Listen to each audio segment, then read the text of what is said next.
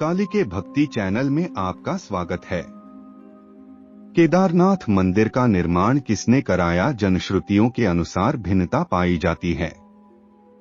जनश्रुति है कि इसका निर्माण पांडवों या उनके वंशज जन्मेजय द्वारा करवाया गया था। साथ ही यह भी प्रचलित है कि मंदिर का जीर्णोद्धार जगतगुरु आदि शंकराचार्य ने करवाया था। मंदिर के पृष्ठभाग में शंकराचार्य जी की समाधि है।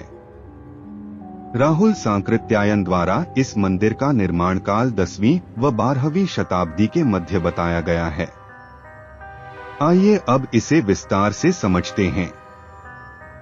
यदि आप इस चैनल पे नए हैं तो चैनल को सब्सक्राइब जरूर करें।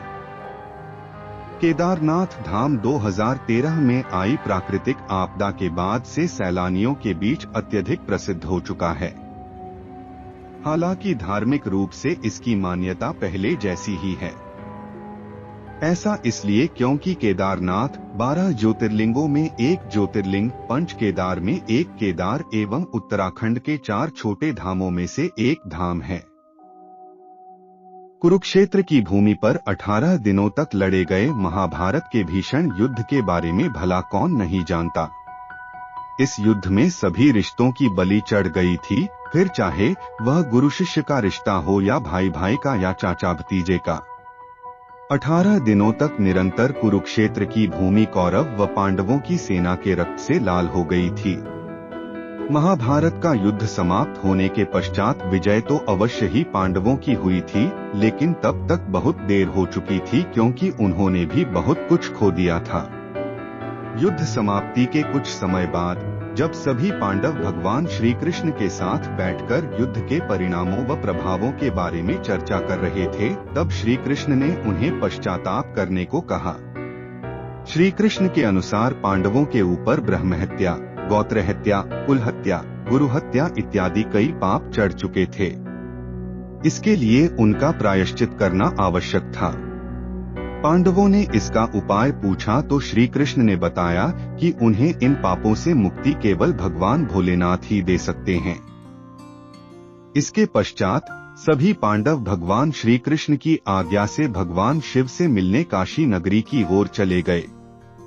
पांडवों के द्वारा भगवान शिव की खोज।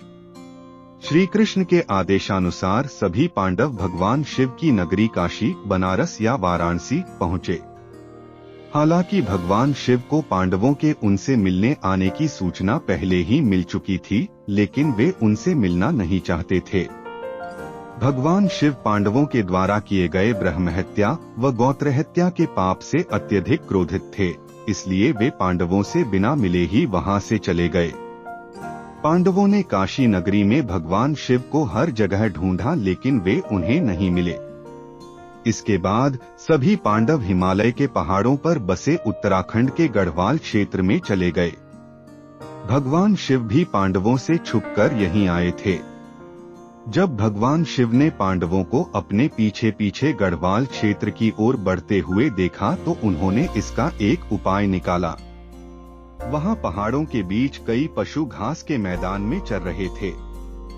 भगवान शिव उन पशुओं के बीच में गए और बैल रूपी अवतार ले लिया ताकि पांडव उन्हें पहचान ना पाए। भीम ने पकड़ा भगवान शिव के बैल रूपी अवतार को। गढ़वाल के पहाड़ों पर भी पांडवों ने भगवान शिव को हर जगह ढूंढा, लेकिन वो उन्हें नहीं मिले। अंत में महाबली भीम को एक उपाय सूझा और उसने अपना शरीर पहाड़ों से भी बड़ा कर लिया। उसने अपना एक पैर एक पहाड़ी पर और दूसरा पैर दूसरी पहाड़ी पर टिकाया और गहनता से महादेव को ढूंढने लगा। भीम के विशालकाय रूप को देखकर पहाड़ों के सभी पशुओं में हलचल पैदा हो गई और वे इधर उधर भागने लगे, लेकिन एक बैल अपनी जगह पर स्थिर खड़ा रहा। उस बैल पर भीम के विशालकाय रूप का कोई प्रभाव नहीं दिखा। यह देखकर भीम समझ गया कि यही बैल महादेव का रूप है, जो बैल का अवतार लेकर हमसे छिप रहे हैं। महादेव को भी पता चल गया कि भीम ने उन्हें पहचान लिया है। यह देखकर वे बैल रूपी अवतार के साथ धरती में समाने लगे। भगवान शिव के बैल अवतार को धरती में समाते देख भीम तेजी से उनकी ओर लपका और बैल की पीठ अपने हाथों से जकड़ ली। भीम के द्वारा बैल की पीठ अपने हाथों में जकड़े जाने के कारण वह वहीं पर रह गई, जबकि बैल के अन्य 4 भाग उत्तराखंड के 4 अन्य स्थलों पर निकले। आज उन्हीं स्थलों पर 4 अन्य केदार हैं।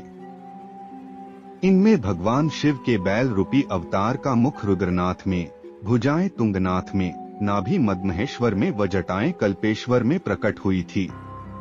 इन्हीं 5 जगहों को सम्मिलित रूप से पंचकेदार के नाम से जाना जाता है।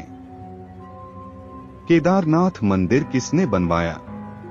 भीम के द्वारा भगवान शिव के बैल अवतार की पीठ पकड़े जाने के बाद वह वही रह गई थी। जब उन्हें बैल के बाकी 4 अंग 4 अन्य स्थानों पर प्रकट होने का ज्ञान हुआ, तब उन्होंने शिव की महिमा को समझ लिया। इसके बाद पांडवों के द्वारा ही इन 5 जगहों पर शिवलिंग की स्थापना कर शिव मंदिरों का निर्माण करवाया गया। इससे भगवान शिव सभी पांडवों से अत्यधिक प्रसन्न हुए और उन्हें सभी पापों से मुक्त कर दिया। हालांकि इसके बाद पांडवों के पोते जन्मेजय ने केदारनाथ मंदिर के निर्माण को और आगे बढ़ाया और यहां आम लोगों को पूजा करने की अनुमति प्रदान की। इसलिए केदारनाथ मंदिर के निर्माण में जन्मेजय का भी योगदान था। समय के साथ साथ पांडवों के द्वारा बनाया गया यह मंदिर जर्जर हो गया व कई जगह से क्षतिग्रस्त हो गया। फिर जब भारत की भूमि पर आदि शंकराचार्य ने जन्म लिया, तब उनके द्वारा संपूर्ण भारत भूमि की पैदल यात्रा की गई व चारों दिशाओं में 4 धाम की स्थापना की गई। तब आदि शंकराचार्य ने ही इस केदारनाथ मंदिर का पुनः निर्माण करवाया था, जिसे आज हम देखते हैं। इसके बाद अपने जीवन के अंतिम समय में आदि शंकराचार्य ने इसी केदारनाथ मंदिर के पास ध्यान लगाया था व समाधि ले ली थी। उनकी समाधि आज भी केदारनाथ मंदिर के पास में ही स्थित है।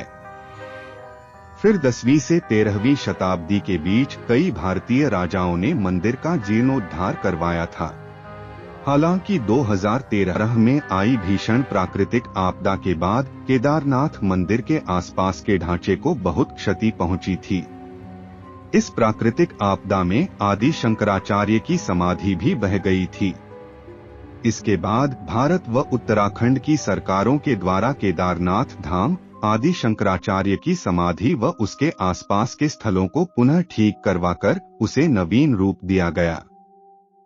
यदि वीडियो पसंद आई हो तो कमेंट बॉक्स में हर हर महादेव जय केदारनाथ जरूर लिखें। वीडियो को लाइक और चैनल को सब्सक्राइब करें।